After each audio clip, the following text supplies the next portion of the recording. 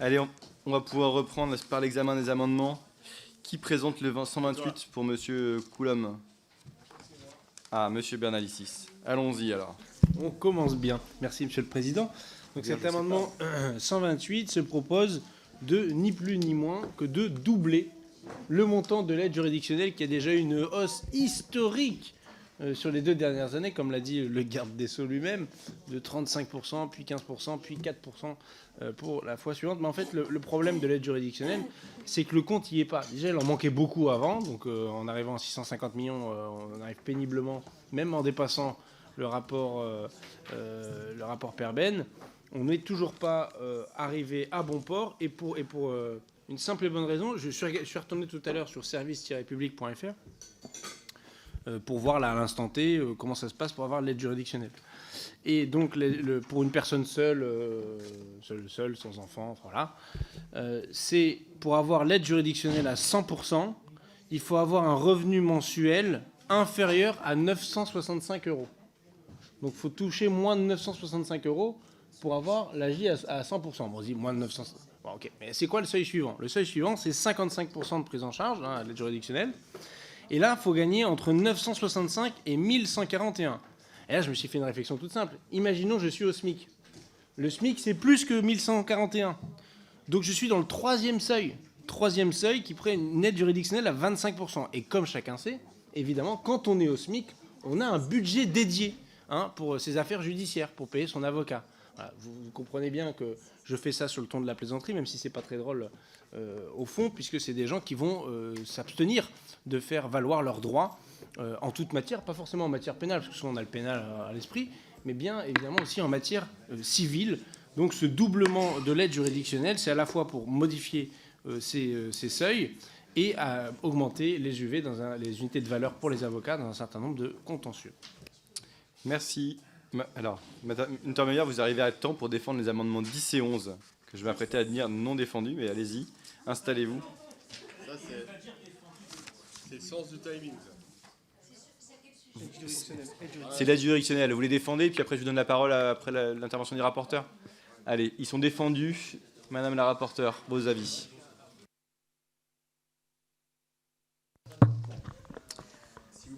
Vous souhaitez donc augmenter les crédits alloués à l'aide juridictionnelle en augmentant le budget dédié de 650 millions d'euros. Ce budget a déjà été considérablement augmenté ces dernières années grâce aux réformes mises en place pour revaloriser l'unité de valeur. Je rappelle que la loi de finances pour 2021 a relevé le montant de l'unité de valeur de 32 € à 34 € et que la loi de finances pour 2022 a poursuivi cet effort en relevant encore ce montant à hauteur de 36 €. Le budget de l'aide juridictionnelle est donc passé de 423 millions d'euros en 2019 à 641 millions d'euros en 2023 pour le prochain budget, une augmentation de 51,5% du budget de l'AJ entre 2019 et 2023. À cela s'ajoute le mécanisme de l'aide juridictionnelle garantie. Pour certaines procédures, l'aide juridictionnelle est versée par l'État avant l'examen de l'éligibilité du demandeur. C'est donc l'État qui doit recouvrir ensuite les sommes si le demandeur n'est pas éligible et non l'avocat. Cette réforme sécurise les avocats, qui sont des acteurs clés du service public de la justice. Le présent budget comporte de plus une hausse de 4,2% des crédits de l'aide juridictionnelle, donc l'effort se poursuit. C'est donc un avis défavorable. Madame Untermeyer. Oui, en fait, c'est bien les 2 amendements, le 10 et le 11. Le 11 étant un repli plus modeste, puisqu'on est à 50 millions d'euros au lieu de 100 millions.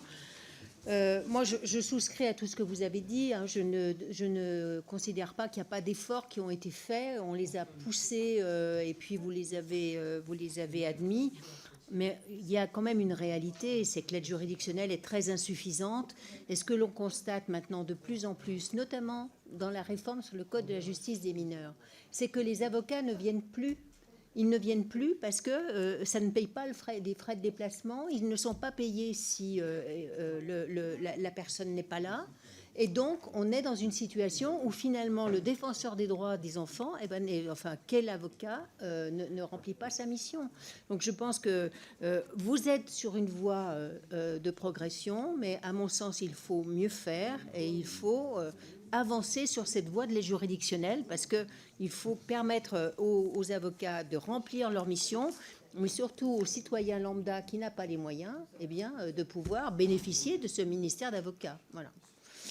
Merci, Monsieur Bernalicis. Oui. Eh bien, merci. Oui, alors bon, j'avais anticipé dans ma défense d'amendement le fait que vous alliez alléguer d'une hausse historique et sur plusieurs années consécutives. Bon, historique, je ne sais pas, mais en tout cas, il y a une hausse effectivement significative et c'est la vérité. Juste, nous, notre grille d'analyse, c'est pas la trajectoire de la hausse qui est très intéressante puisqu'elle est en progression. C'est de partir des besoins. Et quand on part des besoins, on voit que le compte n'y est absolument pas. Et je dirais même que quand les avocats sont correctement indemnisés avec les unités de valeur et quand les personnes peuvent faire valoir leurs droits, c'est des économies qu'on fait sans doute ailleurs.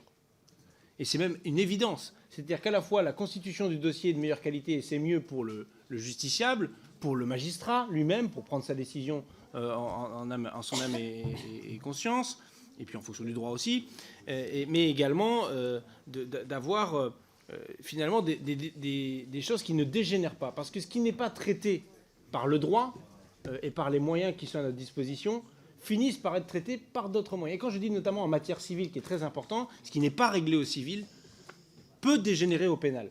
C'est vrai dans tout un tas de domaines, aux affaires familiales, mais aussi aux petits litiges commerciaux, aux contentieux de voisinage, etc. Donc je crois que c'est même plutôt un investissement et un bon investissement que de se dire que dans notre pays, on fait en sorte que le justiciable de base, le smicard, ait un accès à l'aide juridictionnelle à 100% pour gérer son contentieux. Merci. Je mets donc aux voix ces amendements qui votent pour l'amendement numéro 128, qui votent contre. L'amendement est rejeté. Qui vote pour l'amendement numéro 10. Bah, avec ma voix, c'est rejeté. Donc, qui vote contre. L'amendement est rejeté. Qui vote, et même vote pour l'amendement numéro 11. Je donne la parole à M. Bernalicis pour l'amendement numéro 123. À Mme Martin pour l'amendement 123. Merci. Donc, dans un souci d'équité et d'égalité devant la justice, considérant que la délinquance en col blanc suscite de graves troubles à l'ordre public, considérant la faiblesse des moyens alloués au parquet national financier. C'est une blague. Non, c'est pour les effectifs supplémentaires.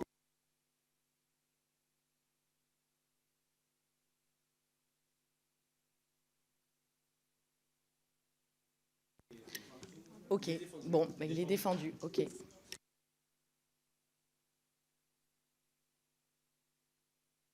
Rapporteur le 123. Alors, excusez-moi, effectivement, vous m'avez déstabilisé. Madame Untermeyer, vous avez un amendement en discussion commune, qui est l'amendement numéro 12, avec l'amendement 123.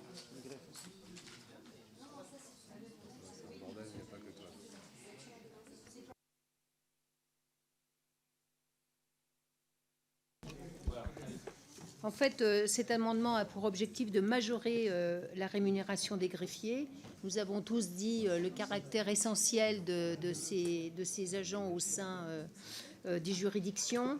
Ils sont appelés d'ailleurs à jouer un rôle de plus en plus important. Il va y avoir une majoration importante de la rémunération des magistrats, telle que nous l'a signalé le ministre de la Justice. Il nous semble essentiel d'accompagner une majoration aussi de la rémunération des greffiers. Merci, Madame la rapporteure, sur les deux amendements en discussion commune. Premier amendement qui prévoit l'augmentation du nombre de greffiers de 4000 personnels, comme ça a été indiqué tout à l'heure par le garde des Sceaux, outre le fait qu'il y a déjà eu un effort important de proposer dans le PLF 2023 avec la création de 191 postes de greffiers et une perspective de 1500 greffiers d'ici la fin du quinquennat. Le recrutement en une seule fois de 4000 greffiers serait de nature à baisser considérablement le niveau de sélection des futurs greffiers. Et sur l'amendement qui propose d'augmenter de 13% l'enveloppe consacrée à la revalorisation de la rémunération des greffiers, j'insiste sur le fait que les revalorisations présentées dans le présent budget ne sont qu'une étape dans la trajectoire de convergence indemnitaire débutée l'année dernière. En 2022, une enveloppe de 12,4 millions d'euros avait déjà été mobilisée en gestion pour rehausser le niveau de l'indemnité de suggestion. Et le budget qui vous est présenté prévoit une revalorisation du régime indemnitaire à compter d'octobre 2023, 1,75 million d'euros, et une revalorisation supplémentaire de l'indemnité de suggestion à compter de juillet 2023, 5 millions d'euros. Et je crois qu'au-delà de ces revalorisations, il y a une vraie réflexion à avoir sur le statut du greffier, et notamment la possibilité de créer une catégorie A qui a déjà été invoquée par le ministre. Donc, demande de retrait et à défaut défavorable. Monsieur Bernalicis. Oui, bon, encore une fois, quel est le raisonnement qui a présagé à notre demande de 4 000 greffiers supplémentaires, c'est-à-dire 20 000 ? En fait, on est parti de l'expression des besoins qu'on a établis avec les organisations syndicales de personnel du ministère de la Justice, et notamment des syndicats de greffiers, l'évaluation que faisaient aussi les syndicats de magistrats. Bon, quant à l'argument de dire on en fait déjà 1500 en un an, c'est déjà pas mal. C'est déjà pas mal. Bon. Je tiendrai quand même à rappeler que quand on a dit, il y a quelques années de ça, il faudrait en recruter 1500 tout de suite, on a dit ah non mais 500 par an c'est déjà énorme, on ne peut pas en recruter 1500 par an. Comme quoi finalement on finit par progresser en vous mettant une pression effective d'amendement en amendement. Mais c'est vrai là où je vous rejoins, et c'est pour ça qu'il faut une stratégie globale. C'est-à-dire que si on veut atteindre nos objectifs, il nous faut agrandir l'école de greffe ou avoir des antennes plus localisées à travers le pays parce que les besoins sont colossaux. Et ce que disait tout à l'heure le ministre n'y a pas répondu, et je comprends bien qu'il soit gêné sur le sujet. Quand le rapporteur spécial explique que le nombre de greffiers entre 2019 et 2022 a baissé, je comprends que ce soit gênant. À sa place, je serais gêné. Et donc je ne répondrai pas à la question du rapporteur spécial, me disant que quand même, il serait temps de recruter les greffiers qui ont été promis déjà la fois d'avant, et en plus de recruter ceux qui sont à minima nécessaires pour faire le minimum syndical du fonctionnement des juridictions. Il a rappelé le taux de vacances de poste à plus de 7% aujourd'hui, au moment où on se parle. Donc les 1500 greffiers, c'est même pas pour avoir du plus, c'est pour avoir ce qui est dû. Et ce qui est dû, en plus, on le sait dans les juridictions, est souvent sous-évalué, puisque les effectifs cibles sont faits de telle sorte à ce qu'on n'aille pas trop dire que le manque de besoins est criant. Merci. Le manque de greffiers, pardon, est criant. Merci. Madame Untermeyer, mais juste avant, on peut dire beaucoup de choses du ministre, mais sans reprendre ma casquette d'avocat, on ne peut pas dire de lui qu'il soit gêné, à mon avis. Madame Untermeyer. Non, simplement pour préciser quand même que les greffiers sont des agents de catégorie B. Voilà. Et depuis des années, avec des rémunérations, une grille de rémunération extrêmement modeste, et repose sur eux des responsabilités importantes. Si les magistrats peuvent finalement aller travailler à leur domicile pour leur jugement sur leur ordinateur, c'est parce qu'il y a des greffiers qui sont présents dans les tribunaux. Et on ne s'est jamais, on ne s'est jamais soucié de soutenir ce socle essentiel. Et moi, je parle justice, je parle attractivité, parce que qui voudra être greffier désormais ? Franchement. Voilà. Donc, je pense que 2 millions sur une augmentation quand même qui est conséquente, de 15 millions, eh bien, c'est la marque finalement d'une Assemblée nationale qui dit au ministre de la Justice, nous souhaitons, pour ces greffiers de catégorie B qui, depuis très longtemps, auraient dû connaître la filière catégorie A, eh bien, nous demandons un effort supplémentaire. C'est simplement cela ce que veut dire cet amendement. C'est un effort supplémentaire parce que nous, parlementaires, considérons que la situation d'un greffier dans un tribunal, c'est extrêmement important. Ça n'a rien de révolutionnaire. Cet amendement, c'est 2 millions sur 15 millions de plus. C'est un signal qu'on envoie, nous, la représentation nationale, à ces personnels extrêmement essentiels qui souffrent d'attractivité et de considération aussi. Merci, Madame la rapporteure.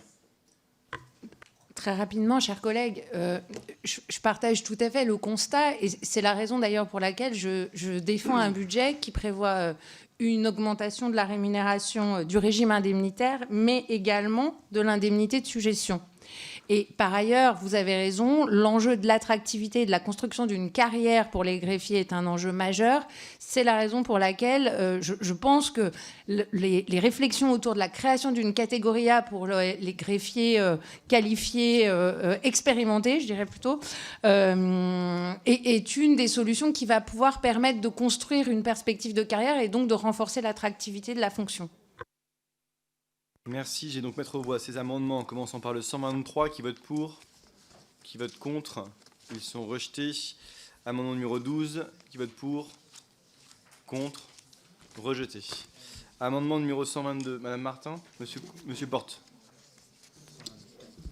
Monsieur le Président, Madame la rapporteure, avec cet amendement, on vous propose d'augmenter les crédits affectés aux dépenses des personnels concernant les magistrats. Même problème que les greffiers, pas assez d'effectifs. Je vais reprendre les propos qui ont été publiés dans une tribune il y a moins d'1 an. Nous ne voulons plus d'une justice qui n'écoute pas et qui chronomètre tout. C'était un appel lancé il y a moins d'1 an par plus de 5500 magistrats et greffiers. 1 an après, où en sommes-nous? Rien ou si peu. Le garde des Sceaux peut bien multiplier les effets d'annonce, comme cet après-midi, personne n'est dupe. Et surtout pas les professionnels de justice. La justice n'est toujours pas réparée. Elle est même à l'agonie et avec elle ses personnels. Avec toutes les conséquences que cela comporte sur les justiciables. Je ne vais pas revenir sur ce qui a été évoqué cet après-midi au QAG, où on a vécu un drame au tribunal de Nanterre, et les syndicats eux-mêmes ont pointé, je cite, « Oui, le travail tue, surtout quand l'organisation gestionnaire du travail empêche le travail épanoui. » Derrière les politiques d'austérité, ce sont aujourd'hui des vies qui sont brisées, et l'accès à la justice pour les plus fragiles qui est remis en cause. La justice, qui devrait être le cœur battant du pacte républicain, fondé sur l'exigence d'égalité et sur la garantie des libertés, est aujourd'hui abandonnée. Pilier de l'état de droit, la confiance est rompue. Comment ne pas le comprendre au regard du dilemme auquel sont confrontés les magistrats? Je cite, « Jugez vite mais mal, ou jugez bien mais dans des délais inacceptables. » Les magistrats et magistrates sont à bout de souffle, au bord de la rupture.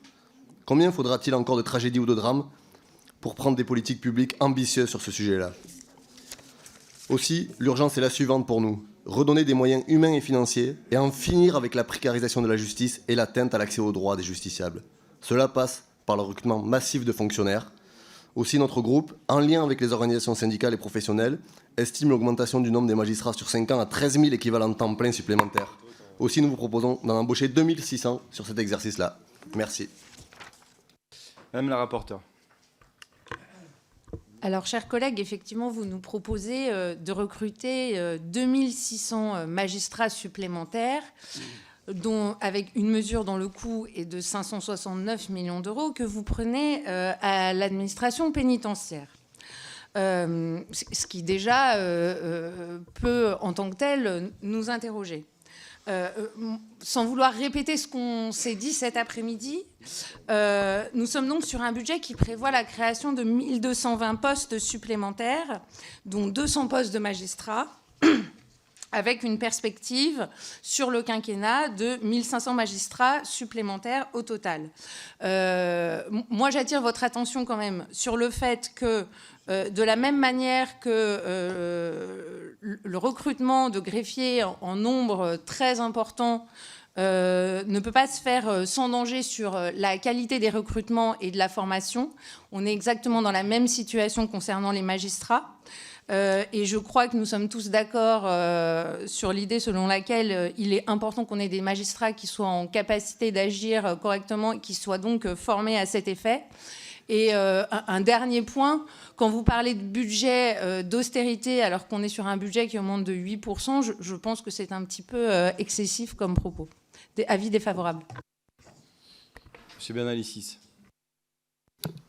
Bon, on avait un plan, il est toujours valable.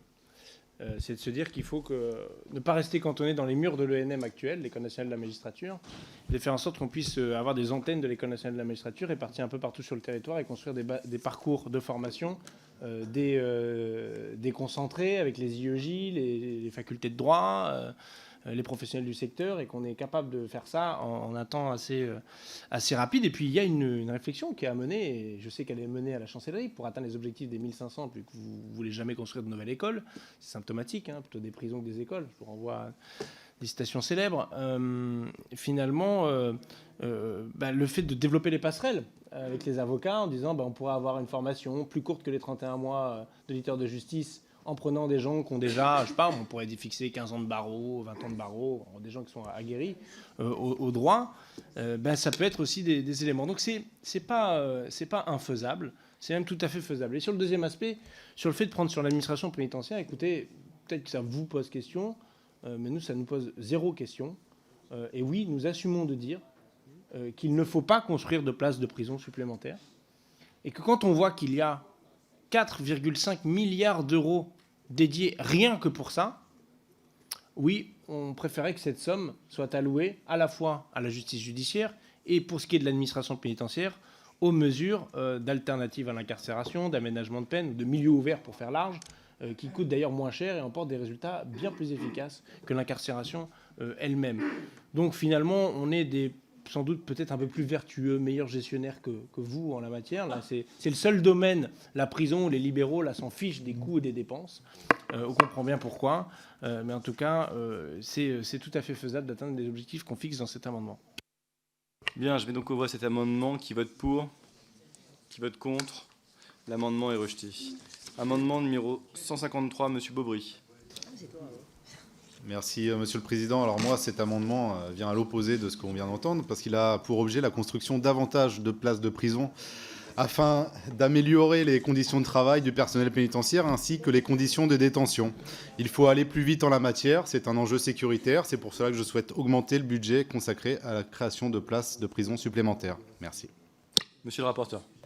Oui, merci Monsieur le Président. Monsieur Bobry, oui, bien sûr, comme je l'ai rappelé tout à l'heure dans mon propos liminaire, donc je ne vais pas vous rappeler toute l'importance, les efforts budgétaires qui ont été consentis pour construire de nouvelles places de prison depuis 2018. Et le budget de 2023 n'est pas en reste puisque 422 millions d'euros sont prévus en crédit de paiement pour les dépenses d'investissement tournées vers la construction de nouveaux établissements. Et je rappelle que, bien sûr, ils ne comprennent pas les crédits dédiés à la maintenance et à l'entretien des établissements déjà existants. Donc je crois que ce budget est déjà largement tourné vers la construction de nouvelles places de prison. J'en profite pour faire un petit point d'étape, parce que là aussi, quand on demande des nouvelles constructions, il faut rappeler où on en est exactement. Au 1er juillet 2022, on comptait déjà 2081 nouvelles places mises en service. D'ici la fin de l'année, 450 places supplémentaires seront encore ouvertes, soit un total de 2531 nouvelles places. Cela représente 17% de l'objectif de 15 000, alors même que nous savons bien que ces projets de construction ont été largement impactés par la crise sanitaire liée au Covid-19. Mais la suite est bien lancée. 5 structures lancées en 2020, 4 en 2021, 7 en 2022. Seuls 2 derniers chantiers doivent être lancés. La structure d'accompagnement vers la sortie, la SAS de Châlons-en-Champagne, et le centre pénitentiaire de Magnanville. Donc je crois sincèrement que les choses avancent et que les moyens dédiés sont déjà considérables en matière de construction de nouvelles places de prison. Monsieur Bernalicis. Ouais, vu qu'on est sur le budget et sur les places de prison, je tiens à signaler quand même que le décrochage par rapport à la loi de programmation de la justice s'est fait avant le Covid, dès l'exercice 2019, pour une sous-exécution des budgets concernant la construction de places de prison, parce qu'effectivement, il y a eu des retards pour les chantiers, pour des raisons objectives, je ne conteste même pas. Juste, j'attire l'attention des collègues, c'est qu'à l'époque, le ministère de la Justice n'a pas été fichu de demander à la direction du budget de pouvoir réaffecter ces crédits sur d'autres postes de dépenses, parce qu'ils avaient été négociés, ils avaient été votés dans la loi de finances, ils avaient tout le loisir de faire ça, et la demande n'a pas été faite. On aurait pu dire que ces crédits, à ce moment-là, soient employés pour faire des projets d'investissement dans les tribunaux, ou en tout cas être redéployés ailleurs. Ça a été une diminution sèche qui fait que le premier budget de la loi de programmation de la justice a été en dessous des 5% qui étaient promis, et c'est dommage parce qu'on a perdu une année de crédits qui auraient pu être utilisés habilement.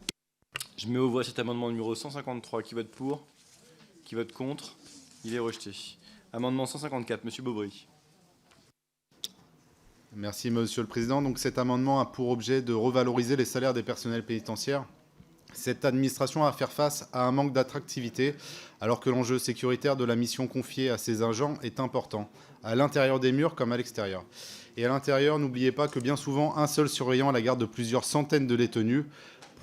Prouvons-leur que nous avons conscience du métier difficile qu'ils exercent et revalorisons leur salaire. Merci. Monsieur le rapporteur.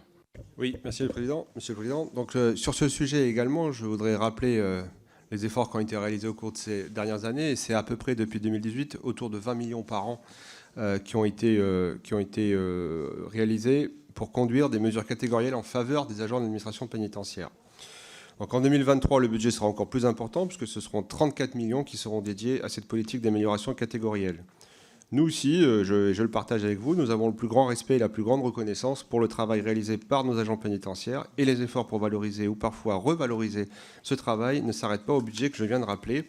Je donne par exemple, l'année dernière, le garde des Sceaux a signé avec les représentants nationaux des organisations syndicales des personnels de surveillance une charte qui consacre les principes du surveillant pénitentiaire, acteur incontournable d'une détention sécurisée. Donc avis défavorable. Merci, monsieur le rapporteur. Monsieur Mandon. Non. Alors non, donc je mets aux voix l'amendement. Qui vote pour? Qui vote contre? L'amendement est rejeté. Amendement 151, Madame Diaz. Oui.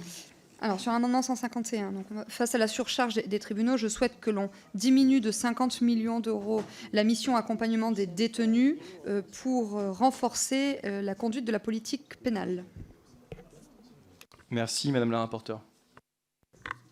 Alors, vous souhaitez, chers collègues, augmenter le budget alloué à la justice judiciaire de 50 millions d'euros sans préciser vraiment vers quel poste vous fléchez ces nouveaux crédits. Je vous rappelle plutôt que le montant des moyens alloués à la justice dans ce projet de budget est déjà en forte hausse, puisque les crédits liés à la justice judiciaire augmentent de 7,8% après une augmentation de 3,4% l'an passé. Cette augmentation permet de financer à la fois des recrutements de personnel, mais aussi les revalorisations de leur rémunération. Ce sont donc des réponses concrètes au manque de moyens que vous dénoncez. Je vous invite donc à retirer votre amendement et à voter ces crédits. Avis défavorable. Merci. Je mets aux voix cet amendement. Qui vote pour? Qui vote contre? L'amendement est rejeté. Amendement numéro 120, Monsieur Bernalicis. Monsieur Léaumont. Merci, Monsieur le Président. Alors, par cet amendement, nous vous proposons de créer une ligne pour augmenter le budget des placements à l'extérieur dont on a parlé pas mal aujourd'hui. J'explique un peu pour ceux qui ne connaîtraient pas. Le placement à l'extérieur, en fait, c'est un aménagement de peine qui permet, comme son nom l'indique, de placer à l'extérieur de la prison des personnes détenues. On a eu un bon exemple avec les députés insoumis. Nous sommes allés visiter la ferme de Moyambry, que peut-être vous connaissez. Alors, les détenus, les personnes qui sont en placement extérieur dans cette ferme y apprennent plusieurs choses, à reprendre le travail, à reprendre une vie à peu près normale, à préparer un projet professionnel. Et moi, je dois dire que la chose qui m'a le plus intéressé quand on a parlé avec ces personnes, c'est qu'elles disent qu'elles réapprennent à vivre avec le regard des autres. Et ces placements extérieurs, ils sont plus efficaces. Et je pense que cet amendement vraiment pourrait recueillir la majorité de notre commission.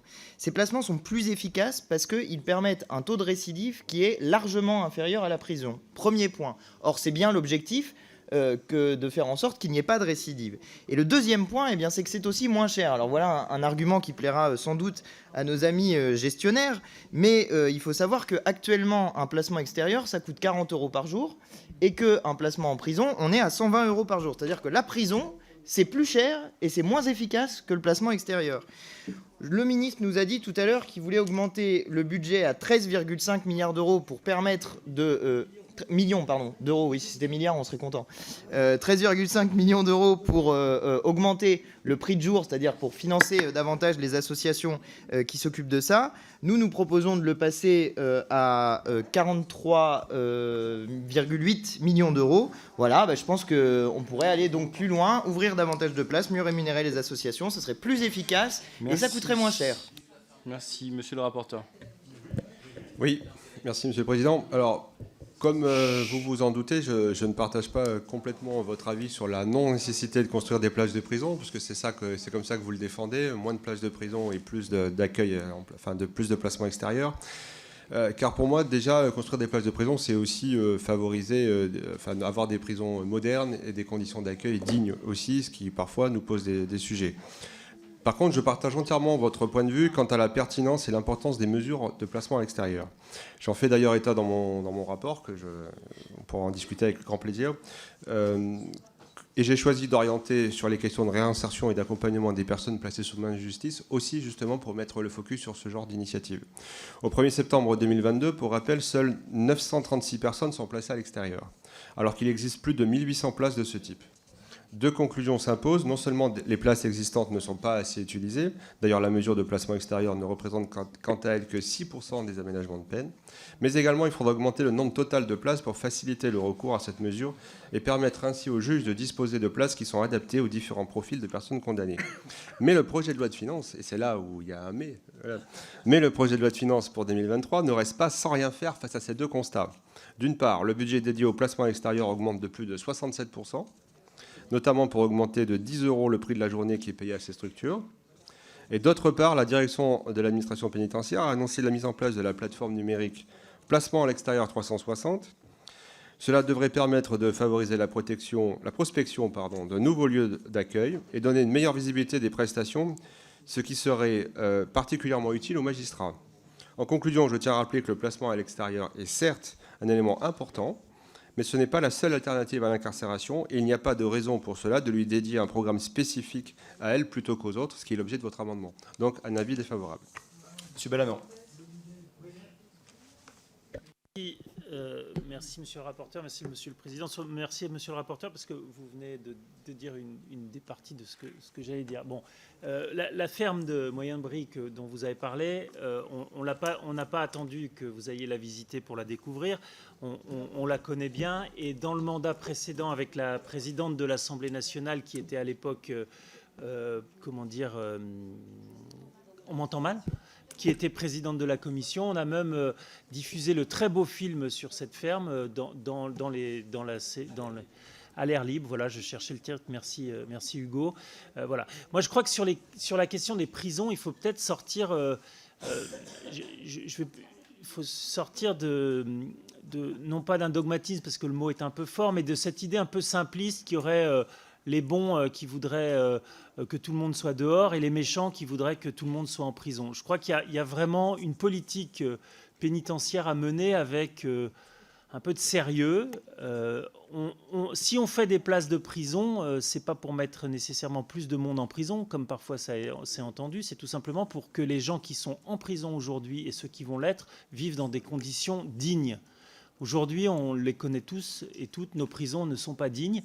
Et donc, faire des travaux dans les prisons, les rénover, en construire de nouvelles, c'est tout simplement aussi pour cela. Mais à côté de ça, et vous l'avez très bien dit, monsieur le rapporteur, et cette majorité l'a fait, nous réfléchissons beaucoup et nous travaillons beaucoup et nous mettons en place un certain nombre de programmes pour qu'il y ait un certain nombre de peines alternatives qui fonctionnent très bien, on le sait. Et la ferme de Moyen-Brie est par exemple, et en est un exemple parfait. Mais il y a d'autres solutions, il y a d'autres projets qu'il faut continuer à mener. Et les budgets le montrent, et c'est clair, c'est comptable. Nous sommes préoccupés par ces sujets et nous le démontrons en votant ces Merci. Monsieur Leman. Bon, déjà, je suis assez satisfait de la tournure de cette discussion, puisqu'il n'y a pas une opposition fondamentale avec le placement extérieur. Et déjà, c'est un bon point. Au moins, sur ce point-là, on a un accord. Maintenant... Non, mais je sais que personne ne le découvre ici, mais je trouve que c'est une bonne chose qu'on puisse avoir une discussion sur le sujet, parce que derrière moi, j'entendais quand même parler de ferme pédagogique, genre c'est rigolo, youplaboum, la ferme de Moyen-Brie. C'est pas de ça dont il s'agit. Les détenus de la ferme de Moyen-Brie ont un travail, sont en train de préparer un projet de vie. Mais moi, ce qui m'intéresse, vraiment, c'est revenir sur... et pour le coup, c'est un argument qui est plutôt un argument de droite, j'allais dire. C'est l'efficacité de l'utilisation de l'argent public. Si on regarde l'efficacité de l'utilisation de l'argent public, eh bien, je suis désolé, vous pouvez... Et s'il vous plaît. Si vous regardez ça, eh ben, non mais j'essaye de vous convaincre vous. Nous, on est déjà convaincus par l'efficacité de l'utilité de ce genre de placement extérieur. Mais précisément, si j'essaye de vous convaincre, c'est parce que ça coûte moins cher et c'est plus efficace. Et précisément, ça permet d'éviter un taux de récidive. Et si vous voulez désemplir les prisons et avoir de meilleures conditions dans les prisons, il serait aussi plus utile de renvoyer moins de gens en prison parce qu'ils récidivent. Et précisément, avec le placement à l'extérieur, vous avez un moyen de faire en sorte que des gens aient à la fois un placement qui est plus digne et qui permet d'éviter, de limiter énormément le taux de récidive. Donc vraiment, je pense que cet amendement devrait être largement adopté par notre commission. Merci. Vous savez ce qui va se passer, hein, si on discute plus de 7 ou 8 minutes par amendement, c'est qu'à la fin, on va accélérer. Vous connaissez un peu le principe de la commission dorénavant. Allez, qui vote pour cet amendement? Personne vote pour? Qui vote contre? Il est rejeté. Amendement 118 de Madame Faucillon. Oui, un amendement qui reprend une idée évoquée tout à l'heure quand le ministre était là sur la volonté d'aller vers la régulation carcérale, mais simplement je réponds à cette idée tellement de fois entendue selon laquelle la construction de places de prison supplémentaires amènerait à lutter contre la surpopulation carcérale. C'est les mêmes arguments qui valaient il y a 30 ans quand on expliquait le plan 15 000 devenu 13 000.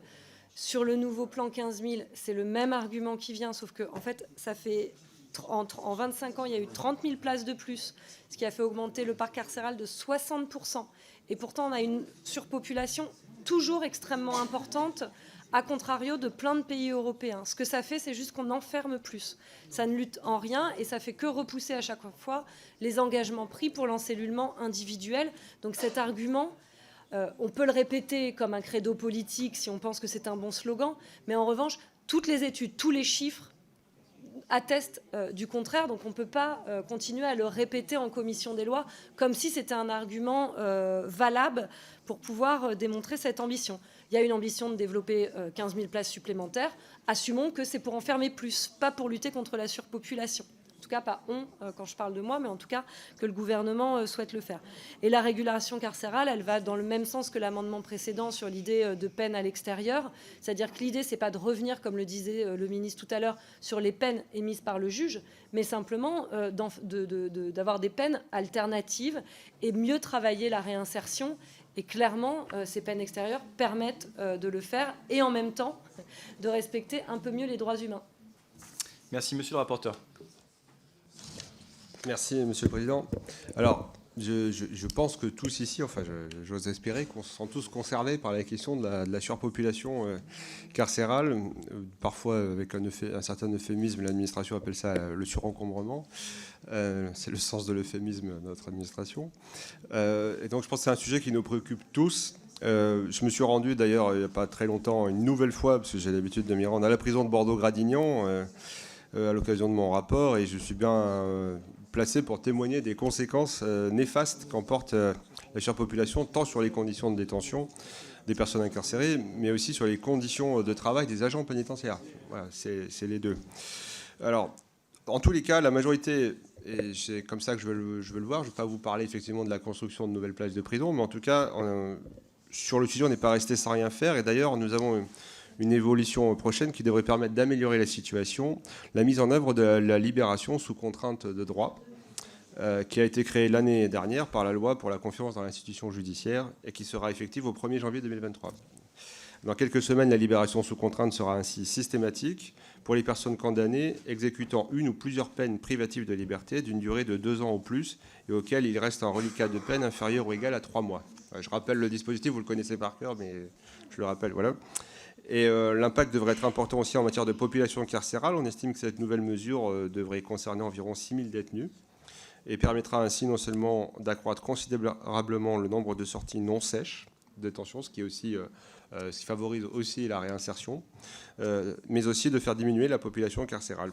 Pour finir sur une considération plus pratique, j'ai envie de dire, quand même nous mettrions en œuvre un mécanisme spécifique de régulation carcérale, voilà, je ne suis pas sûr qu'il y ait besoin d'un programme dédié, puisque c'est de ça que vous parlez, vous voulez dédier un programme budgétaire. Voilà. Donc je comprends que le sujet est important, mais défavorable sur la création d'un programme dédié. Monsieur Bernalicis, pour une courte intervention, j'imagine. Oui, bon, pour vous dire que mettre en place un mécanisme de régulation carcérale, ça implique de mettre de l'argent sur justement davantage d'aménagement de peine. Parce que c'est ça, le mécanisme de régulation carcérale, c'est si la prison est en surpopulation, enfin, est au nombre de places prévues, alors s'il y a une nouvelle personne qui arrive, la personne qui est la plus proche de la sortie doit pouvoir sortir par le biais d'un aménagement de peine, pas une sortie sèche, par le biais d'un aménagement de peine. Donc il faut le mettre en œuvre. En tout cas, je remarque avec une certaine gourmandise que maintenant, vous êtes fiers de la nouvelle réduction de peine automatique que vous avez mise en place, qui est la libération sous contrainte à 3 mois de l'échéance de la fin. Et j'avais même dit, regardez, c'est quand même un peu bizarre, vous supprimez les réductions de peine automatiques pour faire un mécanisme de régulation carcérale qui ne dit pas son nom, parce que vous savez qu'à la fin, sinon, ça va augmenter la durée de l'incarcération et donc l'encombrement, pour reprendre l'euphémisme, des établissements pénitentiaires. Je tiens à signaler quand même que si, d'aventure, dans d'autres textes de loi, nous passions notre temps à augmenter le quantum de peine, s'il y a bien une certitude, c'est pas que ça va faire diminuer le nombre d'infractions, mais c'est juste que les peines, potentiellement, vont être plus sévères prononcées par le juge. Ça, voilà, ça, tout le monde l'a remarqué, ça marche, c'est bien vu. Donc, juste pour la petit rappel, on a bientôt la LOPMI, donc je veux quand même un petit élément dans l'équation, et que surtout, quand on regarde l'incarcération en France, on n'est pas ceux qui incarcérons le plus. On est quand même bien en haut, mais on n'est pas les pires. Bon. Par contre, quand on regarde les personnes placées sous main de justice, c'est-à-dire milieu ouvert plus milieu fermé, là, on est quand même vraiment dans les pires. Et c'est ça qui est dingue, c'est qu'à chaque fois qu'on a créé des alternatives, si on ne touche pas au code pénal et au quantum de peine, à la fin, on ne fait qu'accroître le nombre de gens concernés par la main de la justice. Je mets aux voix cet amendement. Qui vote pour? Qui vote contre?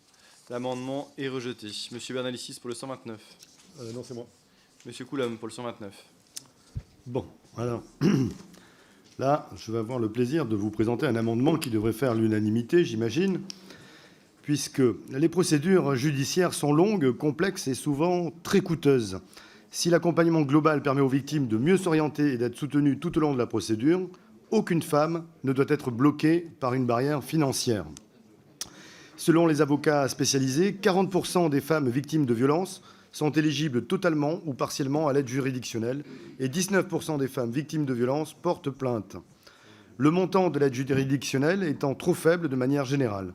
Ce budget doit donc être doublé. C'est ce que nous proposons également par voie d'amendement sur cette mission.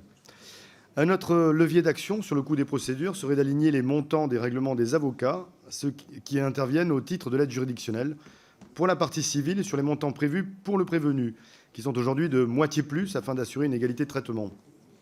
En parallèle, il s'agirait d'améliorer la formation des magistrats afin qu'ils et elles puissent s'approprier pleinement l'ensemble du spectre des procédures, tant pour la protection des victimes que pour la prise en charge des auteurs. Pour remplir ces objectifs, nous proposons concrètement, avec le présent amendement, la création d'un pôle judiciaire de lutte contre les violences intrafamiliales au sein des juridictions, pour améliorer le traitement de ces affaires. Il comprendra des magistrats ainsi que des officiers de police judiciaire spécialement formés. Des moyens spécifiques seront alloués pour réduire les délais dans les cas de violences sexuelles et sexistes. Pour ce faire, les parlementaires du groupe LFI-NUP proposent de transférer 20 millions d'euros en autorisation d'engagement et en crédit de paiement de l'article 01, garde et contrôle des personnes placées sous main de justice, du programme 107, administration pénitentiaire destinée aux investissements immobiliers pour créer de nouvelles places de prison, afin d'abonder le programme suivant, nouvellement créé, création de pôle judiciaire de lutte contre les discriminations et les violences intrafamiliales, sexuelles et sexistes dans les tribunaux. Merci, Madame la rapporteure. Vous proposez de créer des tribunaux spécialisés dans les discriminations et les violences sexuelles. Je vous rejoins sur la nécessité d'avoir une réflexion sur le traitement judiciaire des violences sexuelles. Le sujet a été abordé plusieurs fois au cours de mes auditions. Je crois qu'une première réponse a été donnée avec la mise en place des filières d'urgence après le Grenelle des violences conjugales qui garantissent un délai de traitement plus rapide des affaires de violences conjugales. De premiers résultats ont été obtenus puisque les délais de délivrance des ordonnances de protection ont nettement diminué et se rapprochent aujourd'hui de 6 jours. Mais je vous rejoins sur ce point, il ne faut pas s'interdire d'aller au-delà, puisqu'il existe des juridictions spécialisées en matière de criminalité organisée qui ont fait leurs preuves. Mais le sujet n'est pas tout à fait le même. Le contentieux des violences intrafamiliales est un contentieux de masse, contrairement à celui du crime organisé. Il faut garder une proximité de la justice avec les victimes. De plus, l'idée d'avoir des magistrats spécialisés sur ce sujet, qui ne feraient que ça, me semble présenter plusieurs risques. D'abord, le risque d'une désensibilisation des magistrats qui y seraient dédiés. Surtout, l'idée d'une déspécialisation des autres magistrats, alors même que ce contentieux irrigue aussi les affaires gérées par les juges aux affaires familiales ou les juges des enfants, par exemple. La mission parlementaire en cours sur les violences conjugales doit justement travailler sur le sujet d'une spécialisation des magistrats. Je crois donc nécessaire d'attendre ces conclusions avant de se lancer. Pour toutes ces raisons, c'est une demande de retrait et à défaut, avis défavorable. Je mets donc aux voix cet amendement. Qui vote pour? Qui vote contre? L'amendement est rejeté. Amendement numéro 130, Madame Diaz. Oui. Alors, l'administration pénitentiaire ne bénéficie pas de moyens nécessaires pour un accomplissement suffisamment efficace de son rôle d'intérêt public. Entre la surpopulation carcérale, la violence généralisée et les trafics en tout genre, les prisons ont besoin de financements supérieurs par rapport à d'autres missions. Donc, cet amendement vise à prélever 20 millions d'euros issus des moyens informatiques du ministère et de les allouer à la mission garde et contrôle des personnes placées sous main de justice. Monsieur Pouillat, monsieur le rapporteur. Oui, merci Monsieur le Président. Alors, comme je l'ai rappelé, pour l'année 2023, le budget de l'administration pénitentiaire augmente déjà de 343 millions d'euros par rapport à 2022. Alors, je suis d'accord, peut-être 20 millions de plus pourraient être utiles, certes, mais enfin, on est déjà sur une hausse de 7% qui est réalisée par ce projet de loi de finances et qui constitue déjà un effort important et cohérent. Donc, je pense qu'à 343 millions, on en répond à la demande. Donc, avis défavorable. Je mets aux voix cet amendement. Qui vote pour? Qui vote contre? Il est rejeté. Amendement numéro 145. Qui défend l'amendement, Madame Le Chanteux? Madame Diaz. Oui. Donc cet amendement vise à augmenter les crédits nécessaires à une conduite plus efficace de la politique pénale au regard de tribunaux bien souvent débordés par le nombre de dossiers à traiter, tout en diminuant les crédits utilisés pour l'application des peines trop légères sur les mineurs ayant démontré leur efficacité.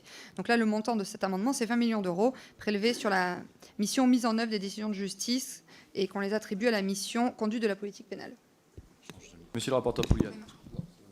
Madame la rapporteure Tanzili. Vous souhaitez augmenter le budget alloué à la justice judiciaire de 20 millions d'euros pour améliorer la conduite de la politique pénale, avec là encore peu de précisions sur le poste qui serait abondé. La politique pénale est mise en œuvre par les magistrats, nous augmentons leur nombre et nous rehaussons leur rémunération. Pour être efficace, elle s'appuie sur des greffiers. Là encore, nous créons des postes de greffiers et nous augmentons leur rémunération. Il me semble donc que votre amendement est satisfait.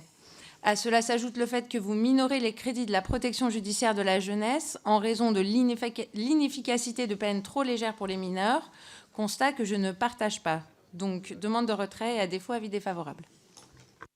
Je mets aux voix cet amendement. Qui vote pour? Qui vote contre?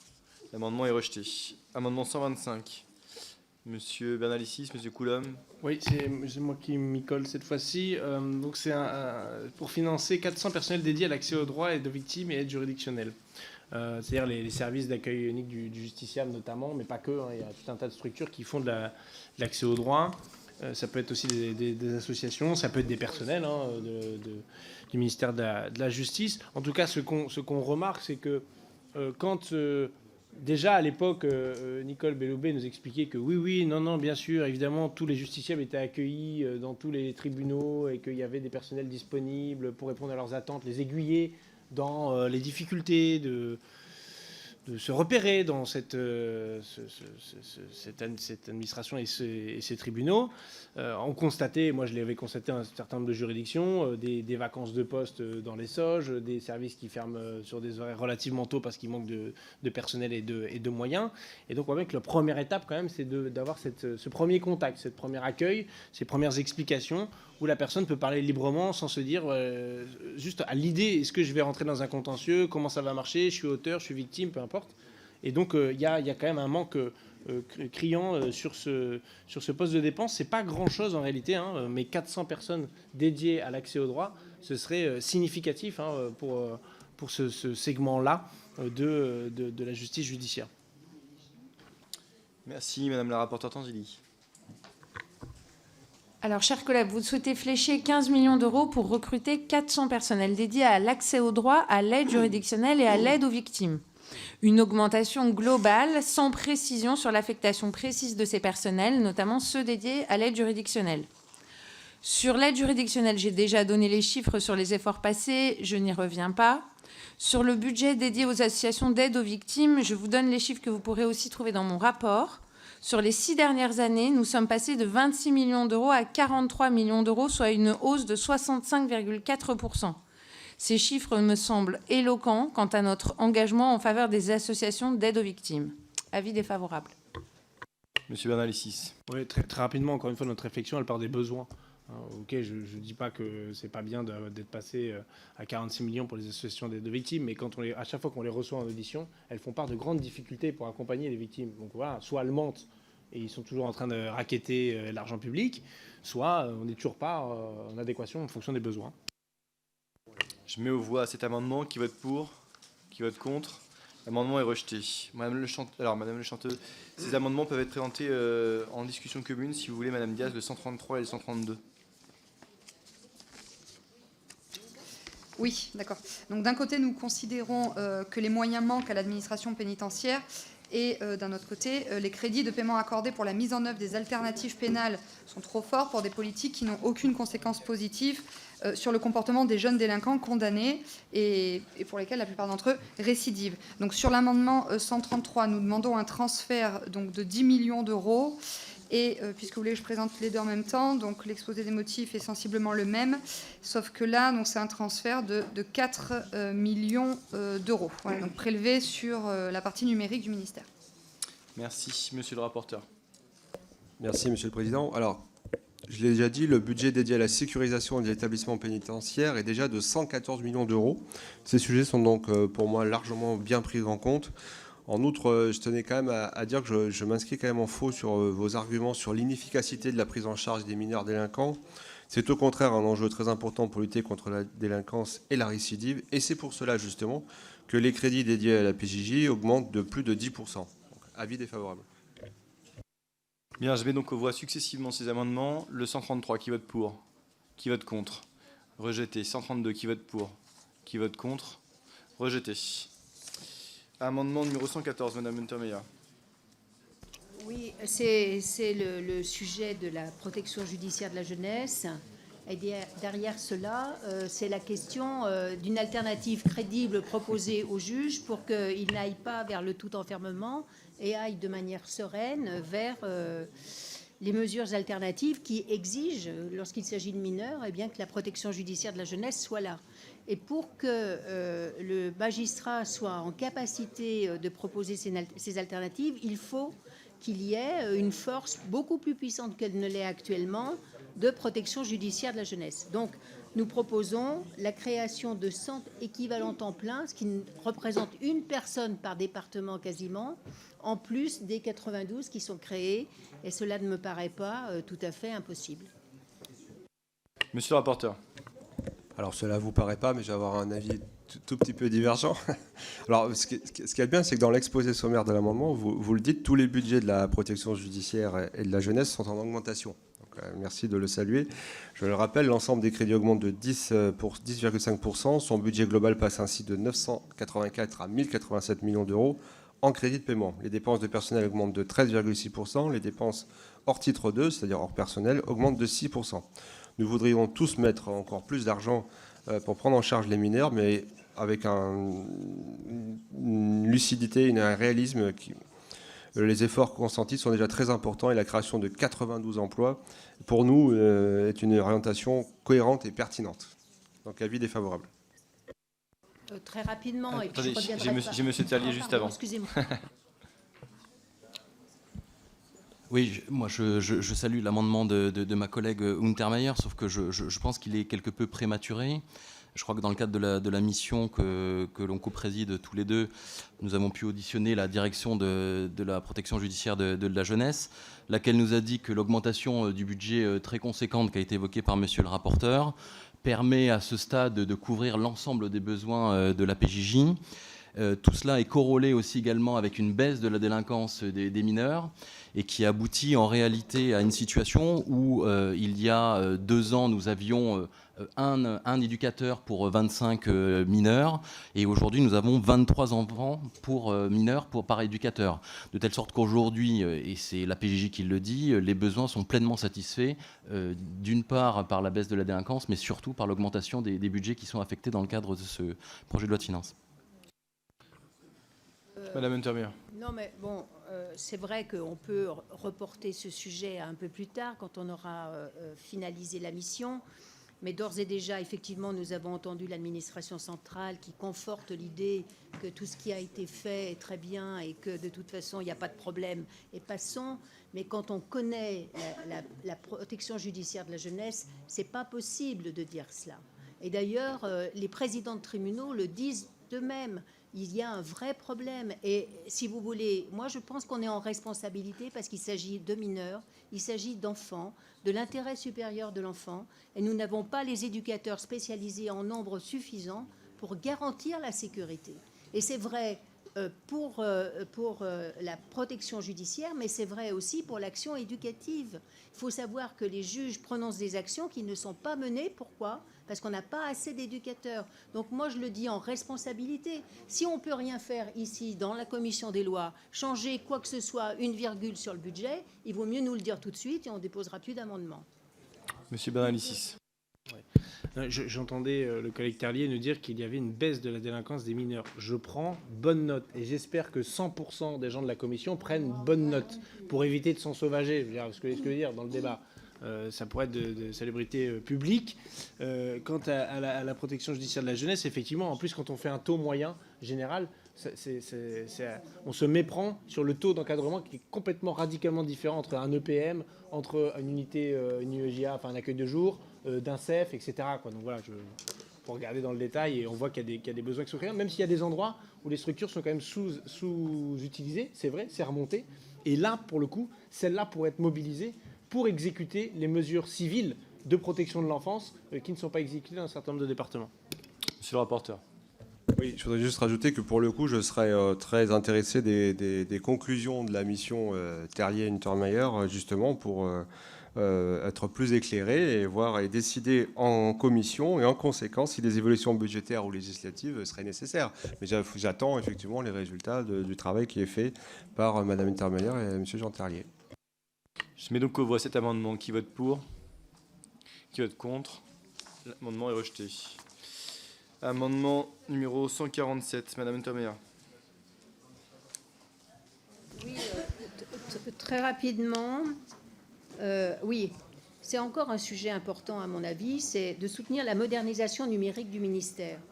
Nous l'avons évoqué avec le ministre de la Justice. On s'aperçoit que finalement, dans les tribunaux judiciaires, on ne s'en sort pas avec les logiciels. Et alors qu'on arrive à s'en sortir quand même ailleurs. Bercy a su faire le prélèvement à la source sans difficulté. Et là, curieusement, eh bien, dans les tribunaux judiciaires, on se noie dans toutes les procédures pénales ou civiles. De nombreuses applications sont proches de l'obsolescence, tandis que la consultation de certains dossiers continue de devoir se faire physiquement. Ainsi, le Code de justice pénale des mineurs prévoit un dossier unique de personnalité des mineurs. On nous a clairement dit que ce dossier unique de personnalité des mineurs exigeait beaucoup trop d'investissement de la part des magistrats parce que le logiciel n'était pas au point. Donc je pense qu'il y a une vraie urgence. Et là, on parle d'un budget 2023. On ne peut pas attendre 2024 pour se dire qu'il faut mettre le paquet sur la question du numérique et du format du numérique. Et là, on est en train de constater que les crédits de paiement consacrés à l'action informatique du ministère diminuent de 7,5% pour 2023. Et là, franchement, je ne comprends pas. Vraiment. Je pense qu'on doit donner le signal, là encore, que le numérique doit être essentiel pour permettre à la justice d'être réactive, lisible et permettre aux magistrats comme aux greffiers bien d'avoir un travail agréable à réaliser. Madame la rapporteure. Chers collègues, deux choses dans ce que vous dites et dans ce que vous défendez dans cet amendement.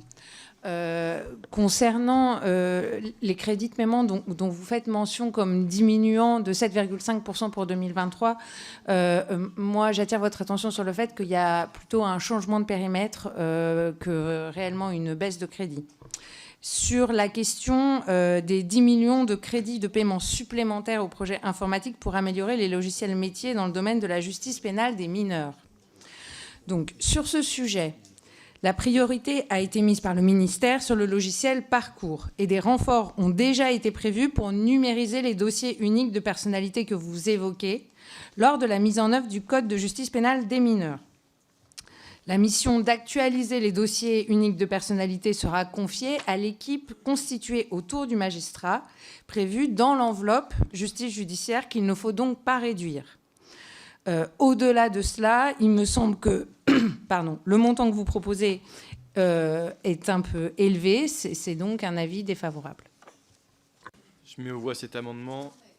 Vous voulez répondre? Je pense, très rapidement, mais si vous le trouvez trop élevé, vous pouvez sous-amender pour le réduire. Rien ne vous interdit de le faire. Je le mets aux voix. Qui vote pour? Qui vote contre? L'amendement est rejeté. Amendement numéro 124. Qui le défend? C'est moi. Madame Martin. Merci. Donc, dans un souci d'égalité devant la justice, considérant que la délinquance financière ou la délinquance en col blanc suscite de graves troubles à l'ordre public, considérant la faiblesse des moyens dédiés au parquet national financier, puisqu'il est composé de 18 magistrats, considérant que vous le vouliez ou non, je crois, que plus l'on construit de places en prison, plus on les remplit. Moi, je n'ai pas entendu dire que la création de nouvelles places amènerait à la fermeture dans des établissements qui seraient les plus dégradés. Bref, donc considérons que plus on construit de places en prison, plus on enferme.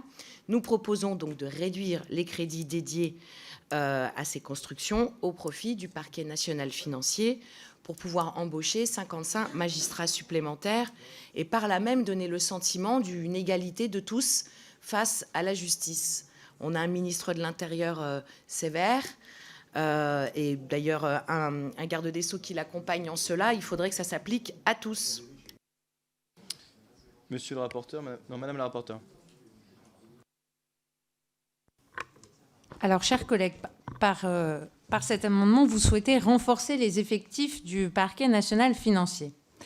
Je le rappelle, mais ça n'est pas la première fois, mais je vous le rappelle de nouveau, que ce budget propose la création de 200 postes supplémentaires de magistrats. Je ne dispose pas à l'heure actuelle des données sur l'affectation des magistrats supplémentaires, mais je vous invite à interroger le ministre sur ce point en séance et à poser également la question pour les juridictions interrégionales spécialisées, qui sont aussi un pilier de la lutte contre la délinquance financière. Au-delà du PNF, je crois que c'est toute la chaîne judiciaire qui traite de la délinquance économique et financière qui doit être renforcée. Et les recrutements déjà prévus par ce budget et pour la suite du quinquennat doivent aussi permettre d'y répondre. Au-delà des effectifs de magistrats supplémentaires, il faut également réfléchir à élargir le vivier des recrutements externes pour attirer des profils plus spécialisés dans le domaine économique et financier, plus à même d'être opérationnels plus rapidement. C'est la raison pour laquelle je demande le retrait ou, à défaut, défavorable. Juste un mot avant de donner la parole à Madame Abadi sur ce que vous venez de dire par rapport à la fermeture de prison vétuste. C'est faux, puisque sur les 2000 places qui ont été ouvertes sur le dernier quinquennat, on avait 3300 places qui ont été construites nouvelles et 1300 fermetures de places qui sont des prisons vétustes. Donc il y a bien un transfert des places de prison vétustes en faveur de l'ouverture. Madame Abadi. Merci, Monsieur le Président. Écoutez, j'abonde effectivement. J'ai vu ce soir beaucoup d'amendements. Il y avait une certaine constance, donc je vous félicite pour ça, parce que d'autres n'ont pas forcément eu la même. Une constance à aller prendre régulièrement dans le budget d'administration pénitentiaire pour financer d'autres politiques. C'est votre idéologie, c'est comme ça que vous avez effectivement monté vos amendements et la politique pénale que vous nous proposez. Donc je reviens sur ce point. Effectivement, pour répondre à ma collègue iséroise, il y a eu des fermetures de prison. Les 15 000 places, ce sont des 15 000 places nettes. Il y a bien et bel et bien des fermetures de places, parce que quand on veut de la dignité en prison, il faut aussi accepter parfois de raser et de reconstruire. On a même parfois eu même cette discussion ensemble sur la prison de Vars, notamment, qui aurait pu être une hypothèse. Et autre chose, parce qu'on a eu la discussion ce soir sur les crédits de l'administration pénitentiaire. N'imaginez pas que quand vous enlevez 5 millions à l'administration pénitentiaire, vous ne pénalisez que la détention, parce que, n'oublions pas, le milieu ouvert, les SPIP, les quelques 235 000 personnes qui sont sous main de justice ne sont pas tous aujourd'hui en détention. Juste pour apporter un tout petit peu de nuance à nos propos. Madame Martin. Ok, très bien. Sur l'affaire des fermetures et des ouvertures, je me permets juste de vous faire remarquer que ça n'est pas des crédits que nous retirons d'une façon générale à l'administration pénitentiaire. On pourrait d'ailleurs en discuter aussi de ces crédits-là, mais à ce qui est dédié au programme immobilier. Je me permets quand même de repréciser cela. Ça n'est pas l'administration pénitentiaire en général, ce sont les crédits dédiés à l'immobilier. Alors si vous l'avez compris, il faut le prendre en compte. Merci. Je mets aux voix cet amendement. Qui vote pour? Qui vote contre? L'amendement est rejeté. Amendement numéro 141, pardon, Monsieur Schreck. Oui, Monsieur le Président, merci de m'accueillir dans votre commission. Je soutiens l'amendement qui vise à rendre un peu plus efficient la mise en œuvre du plan 15 000 places nouvelles de prison à horizon 2027. 15 000 places d'emprisonnement, cela veut dire, ou de prison, cela veut dire avant tout 6 000 ou 7 000 créations de personnel pénitentiaire, tous métiers confondus de l'administration pénitentiaire. On ne retrouve pas cet objectif de ressources humaines dans le PLF 2023. Celui-ci prévoit en effet la création de 1 900 places au titre de l'exercice à venir et 489 postes spécialement dédiés et affectés à ces places créées. Cela revient à un équivalent temps plein pour 4 détenus. Manifestement, le compte n'y est pas. Nous ne sommes pas dans des ratios acceptables pour la sécurité des sites et pour la sécurité des détenus. Déjà 2,5 équivalents temps plein, nous sommes en difficulté. Donc cet amendement vise à abonder de 5 millions d'euros ces 489 postes pour aller dans un effort supplémentaire et mettre en adéquation les places créées et les ressources humaines qui s'y adossent. Merci, Monsieur le rapporteur. Merci, Monsieur le Président. Alors, il y a un petit biais, en fait, dans votre calcul. Comme je l'ai expliqué, l'ouverture des nouvelles places est progressive et les recrutements des nouveaux surveillants se font donc en parallèle des ouvertures. Donc, le recrutement des 489 surveillants correspond aux places qui seront concrètement ouvertes en 2023. Mais en 2023, on n'aura pas les 15 000. Voilà. Et ne résulte pas d'une simple division du total de 15 000 places. Donc, je suis défavorable. Je mets aux voix cet amendement. Qui vote pour? Qui vote contre? L'amendement est rejeté. Madame Untermeyer pour le 146. Oui, c'est un amendement qui est un amendement de repli par rapport au précédent concernant la nécessaire création de postes d'éducateurs de la protection judiciaire de la jeunesse. Là, c'est beaucoup plus modeste. C'est 50 équivalents temps plein qui pourraient venir ajouter notamment du personnel d'encadrement intermédiaire qui a été vraiment réclamé par les magistrats parce que vous avez un directeur interrégional, mais il manque ce management intermédiaire justement à un moment où de nouvelles pratiques tentent de se mettre en place pour éviter l'enfermement. Donc voilà un amendement, me semble-t-il, raisonnable pour reprendre l'expression du ministre. Et je vous remercie de l'avis favorable que vous allez pouvoir lui apporter. Monsieur le rapporteur. Oui, merci, Monsieur le Président. Alors, c'est très intéressant les sujets que vous soulevez et les pistes de travail que vous soulevez. Je suppose qu'elles résultent des travaux que vous menez avec notre collègue Jean Terrier. Et il me semblerait être correct qu'on attende les conclusions de votre travail avec votre collègue Jean Terrier pour que la Commission puisse être véritablement éclairée sur le sujet, comme je l'ai dit, et décider ainsi des évolutions budgétaires. Monsieur Jean Terrier. Oui, je pense que ce que dit Madame Untermeyer est tout à fait vrai. Quand on a auditionné la DPJJ, elle nous a effectivement dit que s'il n'y avait pas de problème d'effectifs à proprement parler, il y avait peut-être une logique au niveau de l'encadrement à repenser. Je crois qu'on est à 1 an de la refonte complète de notre code de justice pénale des mineurs, de notre droit pénal des mineurs. Je pense qu'il faut le laisser vivre un peu de manière à voir quels sont précisément les besoins. On n'a que 1 an de recul et à date, il me semble un peu prématuré d'envisager ce type de modification. Donc je serais plutôt défavorable, même si ce que dit ma collègue Untermeyer est exact sur les questions de l'encadrement. Oui, je veux bien préciser ma pensée. Je suis exactement dans le même esprit. Je pense que les pistes sont intéressantes et que c'est à creuser, mais je voudrais attendre le résultat définitif des travaux. Donc avis défavorable et on en reparle avec grand intérêt. Je mets donc aux voix cet amendement. Qui vote pour? Qui vote contre? L'amendement est rejeté. Amendement numéro 121, M. Bernalicis. Oui, merci. J'essaie d'anticiper pour ne pas être coincé à l'avenir, donc début d'année 2023, quand le ministre de l'Intérieur aura constaté qu'il est impossible de faire en sorte que la police judiciaire fasse partie de sa réforme de la départementalisation de la police et qui reconduit les enquêteurs à la seule conclusion logique, qui est déjà celle des magistrats et un certain nombre de personnalités politiques, dont le programme de la France Insoumise, qui est de détacher les officiers de police judiciaire auprès de l'institution judiciaire, auprès des magistrats.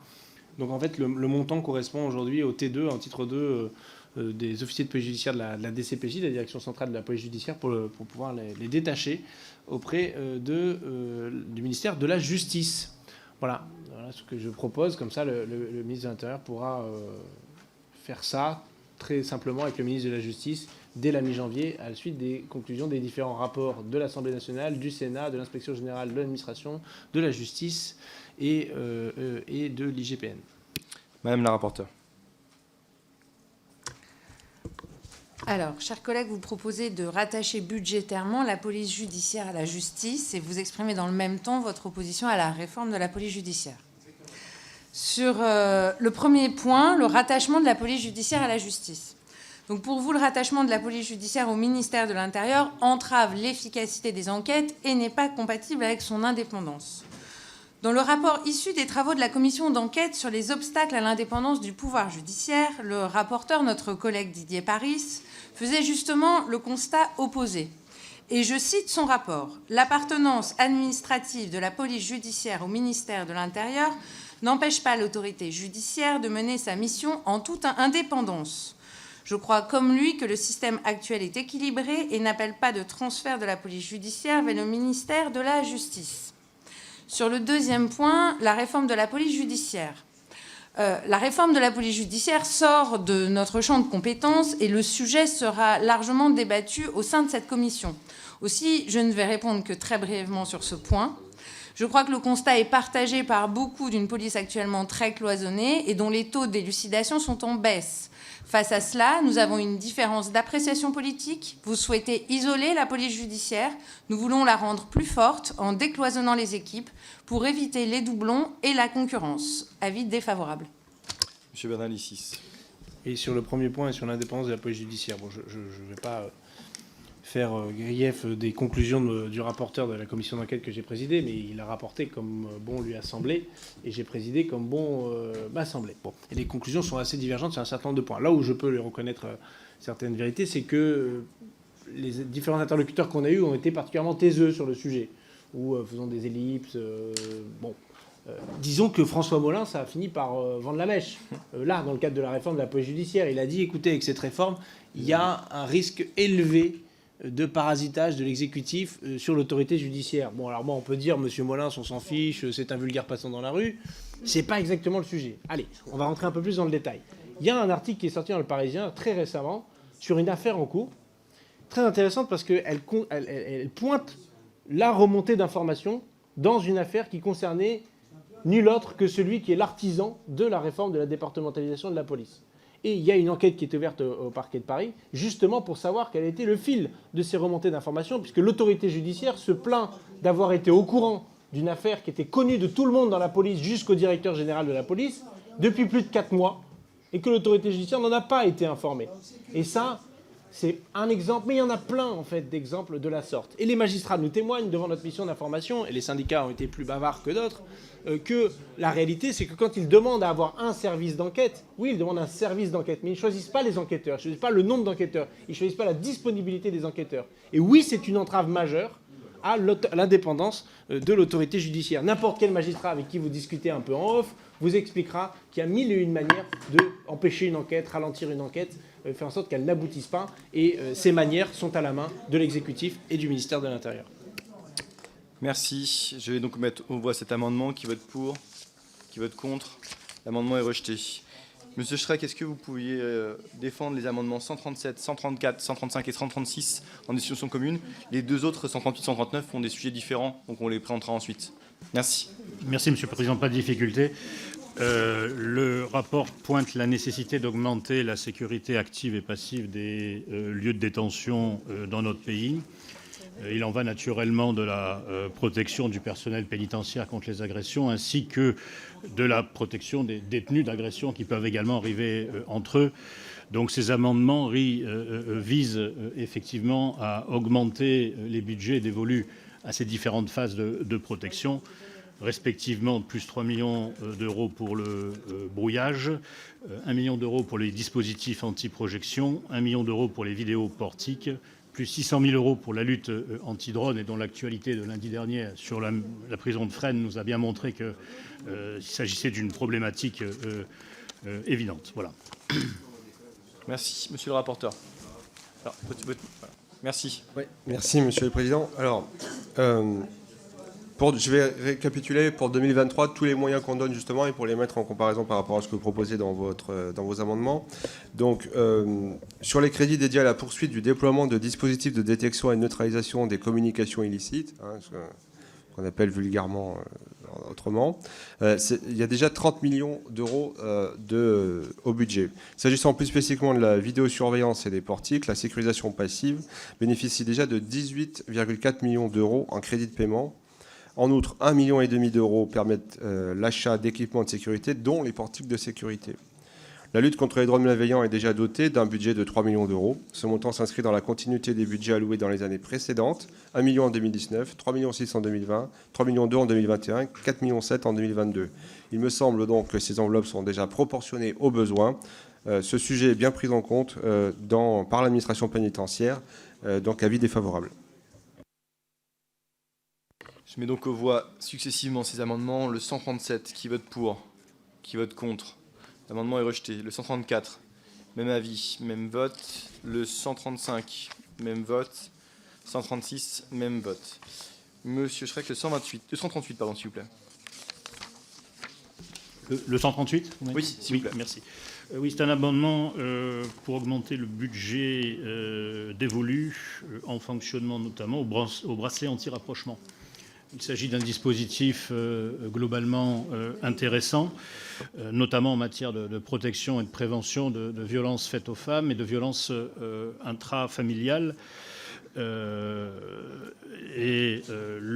L'amendement vise donc à en augmenter leur mise en circulation par cet effort budgétaire, étant entendu qu'à périmètre constant, actuellement, seulement 835 bracelets sont en circulation, ce qui peut paraître faible, surtout lorsque l'on met ça en rapport du délai entre la commission de l'infraction et la phase de jugement, qui peut être effectivement, malheureusement, c'est une donnée acquise, qui peut s'étudier en de nombreux mois. Voilà. Monsieur le rapporteur. Attendez, bougez pas. C'est bon. Oui, merci Monsieur le Président. Alors, vous soulignez, et c'est heureux, la pertinence du bracelet anti-rapprochement. Ce dispositif fait l'objet d'une véritable montée en puissance dans le projet de loi de finances, comme vous avez pu le constater en 2023, puisque les crédits qui lui sont dédiés augmentent de 144,7%. Donc c'est une notation nouvelle de 11,5 millions d'euros prévue en 2023, qui permettra de moderniser les outils informatiques dédiés au traitement du suivi des mesures et de financer la pose de bracelets, parce qu'il y a effectivement des besoins importants en matière de suivi. Je rappelle que la lutte contre les violences conjugales est une priorité de notre majorité et une priorité du ministère de la Justice. Donc c'est une de nos priorités et nous donnons le budget avec les moyens qui vont nous permettre de le mettre en œuvre. Donc avis défavorable. Je mets aux voix cet amendement 138 qui vote pour, qui vote contre. L'amendement est rejeté. Le 139, Monsieur Schreck. Oui, merci. Un amendement, somme toute, modeste dans son montant, puisqu'il consiste à multiplier par 2, donc passer de 200 000 euros à 100 000 euros, la valorisation de la prime des établissements, enfin des fonctionnaires pénitentiaires sur les établissements de Guyane et de Mayotte, dont la situation est tendue et particulièrement difficile. Il me semble que cet effort tout à fait marginal peut aller dans le sens de ces surveillants qui ont un exercice quotidien de leurs fonctions difficiles. Merci, Monsieur le rapporteur.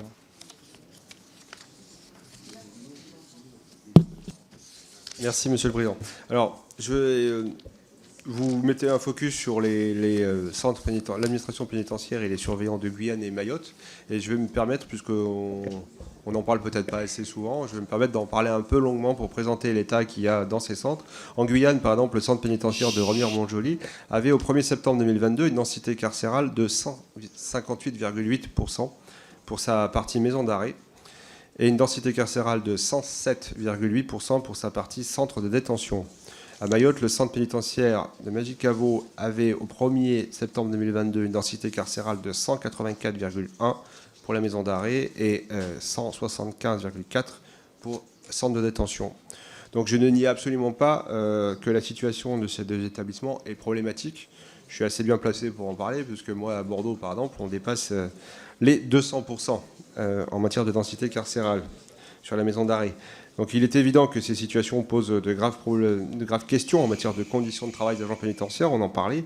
La surpopulation, c'est aussi l'affaire des agents. Mais également en matière de conditions de détention des personnes détenues. Donc il n'y a pas de raison objective de dédier un budget spécial pour ces centres pénitentiaires au détriment des autres. Mais je ne nie absolument pas la situation de ces centres. Monsieur le Président. Merci. Allez-y, monsieur Schreck. Oui, vous affirmez qu'il n'est pas besoin de créer une dotation spéciale pour cette catégorie de personnel, mais elle existe déjà. L'amendement vise juste à la porter de 100 000 euros à 200 000 euros. Elle existe déjà.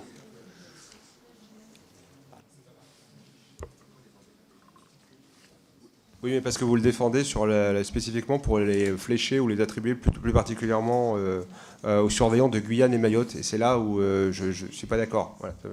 Déjà. C'est déjà fléché ainsi dans le PLF, dans le projet. Alors, ils ont déjà 200 000 euros. Ouais.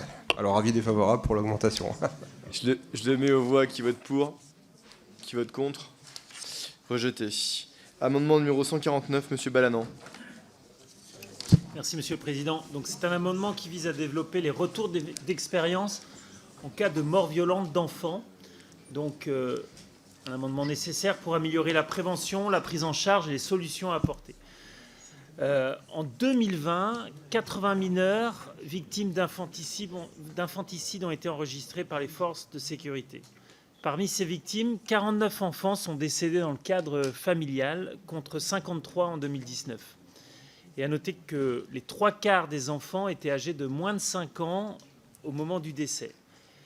Ce chiffre alarmant rend d'autant plus intolérable toute forme de violence subie par les enfants dans le cadre intrafamilial. Notre société a le devoir d'être protectrice, notamment et surtout vis-à-vis de ceux qui sont les plus fragiles.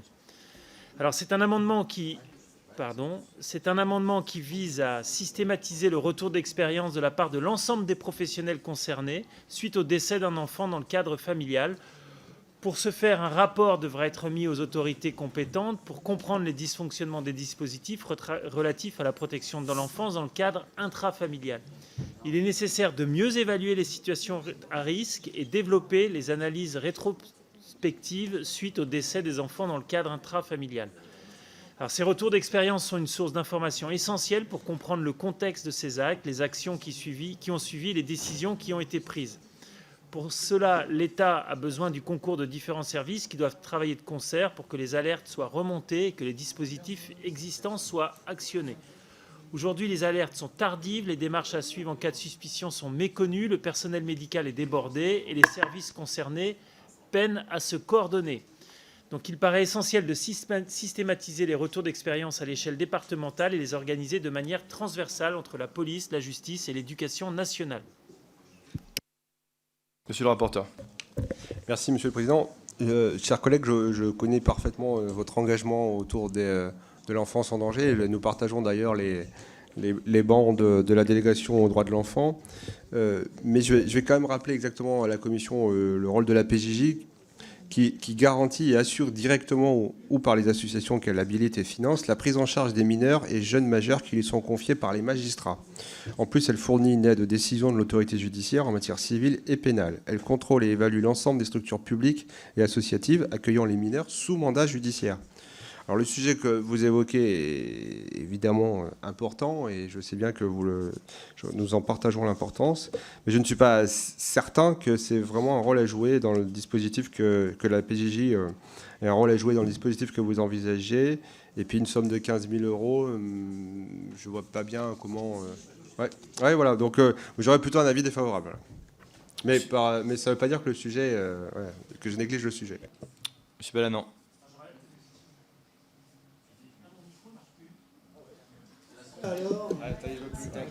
C'est incroyable ça.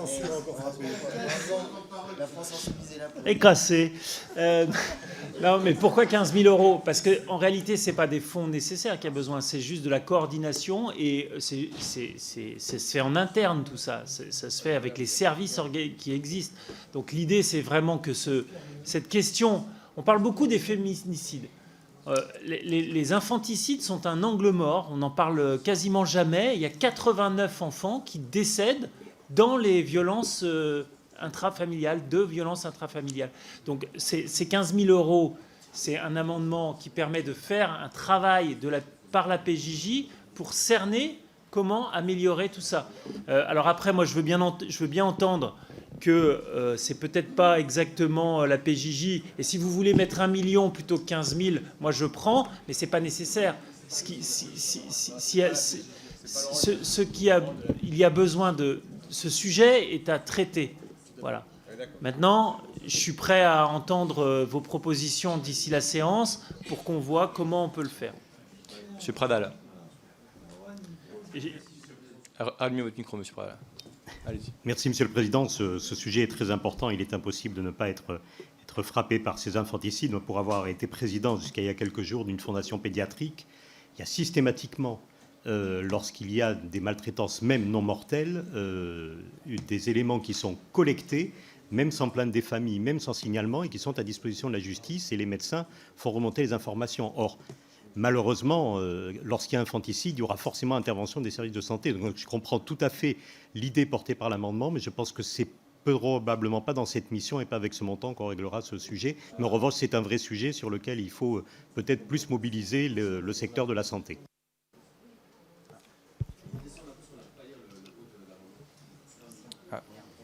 Monsieur Ménessier. Donc, je vais mettre aux voix cet amendement. Qui vote pour? Qui vote contre? L'amendement est rejeté.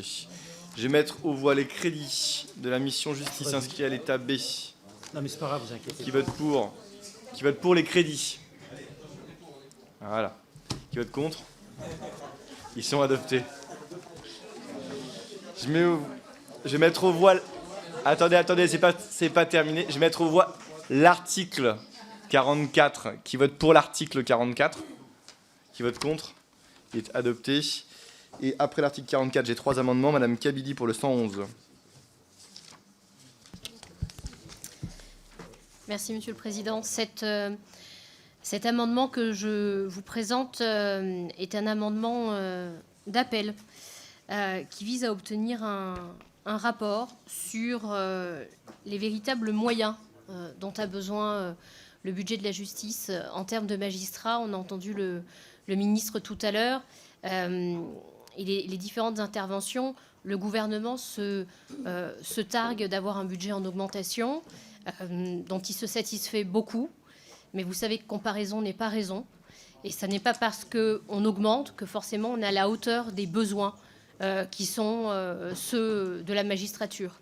Donc l'idée, c'est de se dire que plutôt que systématiquement d'année en année, regarder ce qui se faisait et ce que l'on fait en se disant que c'est déjà mieux que rien, c'est d'aller chercher véritablement quels sont les besoins et que le Parlement puisse être informé sur ces besoins réels pour que l'on ait un budget qui corresponde à la réalité du terrain et non pas à ce qu'a pu faire la législature précédente. Madame la rapporteure. Chers collègues, cet amendement vous sert à évoquer la situation des magistrats et leurs conditions d'exercice. Vous l'avez compris, cette préoccupation, nous la partageons, en témoigne le présent budget et les 2 précédents. J'ai bien compris le raisonnement qui est le vôtre, qui est d'être dans une logique de besoin. Moi, j'attire votre attention sur le fait qu'il convient d'être aussi conscient des capacités dont nous disposons pour former des magistrats de qualité et donc pour ne pas dégrader la qualité de la justice dans notre pays. Donc, demande de retrait et à défaut, avis défavorable. Allez-y, Madame Kabidi. C'est justement pour que l'on puisse être tous pleinement conscients des besoins et ensuite pouvoir adapter les besoins également de formation, que je maintiens cet amendement, puisque vous nous demandez d'être conscients de chiffres que nous n'avons pas. Monsieur Bernalicis. 2 remarques. La première, c'est qu'il y a des domaines où le fait de recruter beaucoup de gens et de diminuer la qualité à la fin des gens, de la manière dont ils sont formés et du niveau de recrutement, ça ne vous a pas posé de problème quand il a fallu embaucher 10 000 policiers sur la mandature précédente? Parce que c'est ce qui est arrivé et que le niveau de recrutement a baissé drastiquement et le niveau de formation a baissé. Bon.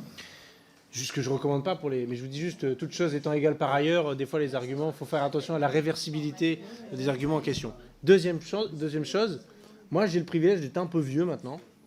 Je suis un vieux député. Je suis désolé. Et du coup, j'étais là il y a 5 ans. J'étais là il y a 5 ans quand on déposait les mêmes amendements. On dirait de Courson, j'avoue. J'étais là il y a 5 ans et quand on déposait ces mêmes amendements, on disait faut construire des écoles de police, des écoles nationales de la magistrature, des écoles de greffe, parce que les besoins sont de tel niveau et que sinon on va aller chaque année en se racontant qu'on a une limite au recrutement et qu'après il faut trouver d'autres voies, etc. Je vous en veux. Voilà, j'en veux à cette majorité parce que pendant 5 ans, on vous a alerté, on vous a dit qu'il fallait faire ça et vous n'en avez fait qu'à votre tête. Madame la rapporteure. Je crois, chers collègues, qu'il faut quand même relativiser un petit peu vos propos. On parle de 1500 magistrats sur 5 ans, donc c'est pas une paille et c'est assez inédit. Et par ailleurs, je comprends votre argument sur le recrutement des agents de police, mais je ne crois pas que ce soit tout à fait la même formation que celle d'un magistrat. Donc, je mets aux voix cet amendement. Qui vote pour? Qui vote contre? L'amendement est rejeté. Amendement numéro 113, Madame Kabidi. Merci, Monsieur le Président. Alors, sur cet amendement, concerne particulièrement les territoires d'outre-mer, dont je suis issue notamment à La Réunion, et la question des experts en langue créole. C'est 113. Excusez-moi, il n'est pas dans le bon ordre, c'est pour ça. Autant pour moi. Celui-là concerne la formation des professionnels de justice qui sont amenés à être en contact avec des femmes victimes de violences sexistes et sexuelles. La question a été abordée dans différents amendements. On sait qu'il y a de plus en plus, malheureusement, de femmes victimes de ce type de violence. Et il y a une nécessité vraiment impérieuse que tous les professionnels qui soient en contact avec ces victimes puissent être formés de l'enquête préliminaire jusqu'au jugement. Et malheureusement, ça n'est pas encore le cas. Donc cet amendement vise à rappeler l'engagement du gouvernement, puisque c'est un engagement de votre gouvernement, de faire de la lutte contre les violences faites aux femmes une cause nationale et de former le personnel de justice à chaque étape pour que les femmes puissent enfin être accueillies dans des conditions optimales. Madame la rapporteure. Alors, chers collègues, vous demandez un rapport sur les moyens budgétaires nécessaires pour former l'ensemble des professionnels de justice qui sont en contact avec des femmes victimes de violences sexuelles et sexistes. Ayant choisi d'orienter la partie thématique de mon rapport sur la question de l'accès aux droits et de l'accompagnement des victimes de violences intrafamiliales, je partage avec vous l'idée que la formation des professionnels est l'une des clés pour améliorer l'accès aux droits des personnes victimes de violences sexuelles. Je l'évoque d'ailleurs dans le contenu du rapport. Je crois néanmoins qu'aujourd'hui, la question qui se pose n'est pas tant concernant les professionnels de justice pour lesquels des leviers existent. Non seulement les magistrats et les greffiers suivent une formation au sein de leur formation initiale, mais les magistrats ont une obligation de formation continue. Lorsqu'ils changent de fonction, ils ont par exemple un module obligatoire dans leur formation sur les violences intrafamiliales. Là où je pense que nous avons effectivement vocation à porter nos efforts, c'est sur la formation des professionnels qui sont en contact avec les femmes en dehors du cadre de la justice et de la magistrature en tant que telle. Et d'ailleurs, je pense qu'on peut... il y aura des propositions très certainement sur ce point-là. Donc demande de retrait et à défaut avis défavorable. Bien, je mets aux voix cet amendement. Qui vote pour? Qui vote contre? L'amendement est rejeté. Amendement 112, Madame Kabidi. Merci. Donc voici venu l'amendement 112 après le 113. Donc celui-là concerne bien les territoires d'outre-mer et notamment le recrutement d'experts en langue créole. Il fait écho à une difficulté qui existe sur mon territoire, mais dans tous les territoires d'outre-mer en général, où on a des justiciables, des gens qui sont face à la justice et qui ne comprennent pas forcément les personnes qu'ils ont en face d'eux, que ce soit des officiers de police judiciaire, des magistrats, des greffiers. Ils ne comprennent pas correctement le français et ils ne sont pas compris parce qu'on a notamment les magistrats qui ne sont pas formés dans les territoires d'outre-mer, ne parlent pas forcément la langue créole. Et donc, il y a une inégalité qui est criante puisque si vous parlez une langue étrangère et que vous êtes jugé à La Réunion, en Guyane ou en Guadeloupe ou ailleurs, on vous octroiera un expert et donc vous aurez votre expert dans la langue que vous comprenez. Mais si vous êtes créole, réunionnais, que vous êtes jugé à La Réunion et que le magistrat ne vous comprend pas et que vous ne le comprenez pas non plus, et ben vous n'aurez pas d'expert parce que sur la liste des experts auprès de la Cour d'appel, il n'existe pas d'expert en langue créole. Donc on a une inégalité qui est criante et qui frappe des Français de ces territoires d'outre-mer et ça fait des années que ça existe et personne ne se préoccupe d'eux. Donc il est important que l'on puisse se pencher sur cette question et mon amendement va dans ce sens pour qu'on puisse enfin avoir des experts en langue créole dans ces territoires ultramarins. Merci Madame la rapporteure. Alors, vous souhaitez un rapport sur les moyens alloués aux experts en langue créole dans les juridictions des territoires d'outre-mer. Les experts, et notamment les interprètes, sont effectivement indispensables au bon fonctionnement de la justice. De vrais efforts budgétaires ont été faits en ce sens ces dernières années, puisque leurs indemnités ont été revalorisées. Cela se reflète dans la hausse de 2% des crédits dédiés aux frais de justice dans ce projet de budget. Au-delà de ces aspects budgétaires, j'attire votre attention, chers collègues, sur le fait que l'article D594-16 du Code de procédure pénale permet de désigner en cas de nécessité une personne majeure n'étant ni interprète ni expert judiciaire. Cela permet à la justice de fonctionner en l'absence d'expert judiciaire à strictement parler. Donc, je propose un avis défavorable. Madame Cavidi. J'ai connaissance effectivement de cet article du Code de procédure pénale et il en était fait usage devant la juridiction du tribunal de Saint-Denis de la Réunion pas plus tard que la semaine dernière puisqu'un magistrat ne comprenait pas le prévenu qui était face à lui. Le problème, c'est que ça n'est pas systématique et que ça se fait devant les juridictions, mais ça ne se fait pas, par exemple, au stade de la garde à vue. Et donc, c'est extrêmement problématique, puisque si en garde à vue, il est écrit sur le procès-verbal tout à fait autre chose que ce qui a pu être dit, ça préjudicie au droit de la personne qui est jugée. Et en plus, le fait que ça ne soit pas systématique pose de vrais problèmes en termes d'égalité devant la justice. Je mets donc aux voix cet amendement. Qui vote pour? Qui vote pour? Qui vote contre? Il est rejeté.